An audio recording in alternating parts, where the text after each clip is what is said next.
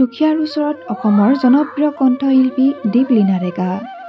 নমস্কাৰ বন্ধু বান্ধৱীসকল, স্বাগতম জনাইছোঁ আপোনালোক সকলোকে আমাৰ চেনেলৰ অন্য এটা নতুন ভিডিঅ'লৈ। আশা কৰিছোঁ সকলো ভালেই আছে।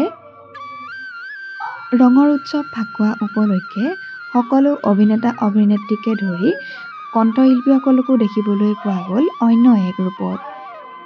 আনতকৈ পৃথক এইবাৰ অসমৰ জনপ্ৰিয় কণ্ঠশিল্পী দীপলিনা ডেকা। পিছে কণ্ঠশিল্পী দীপলিনা ডেকাই কাৰ সৈতে হোলী খেলিলে আপোনালোকে বাৰু দেখিলেনে? ইতিমধ্যে কণ্ঠশিল্পী দীপলিনা ডেকাই তেওঁৰ এই ভাল লগা মুহূৰ্তকণ ছ'চিয়েল মিডিয়াত শ্বেয়াৰ কৰিছে। এবাৰ চাওঁচোন আহক তেওঁৰ সেই ভিডিঅ'টি। ফাকুৱাৰ বহুত শুভেচ্ছা জনাইছোঁ। লেটলি মই ৰিয়েলাইজ কৰিছোঁ যে যেতিয়া উৎসৱ পৰ্ববোৰ আহে মোৰ কিবা মনটো খুব বেয়া লাগে। সেয়া লাগিলে বাৰ্থডে হওক কিবা ফেষ্টিভেল হওক, কিবা এটা নিৰাশ অনুভৱ কৰা যায়, কিবা উদাস লাগি থাকে।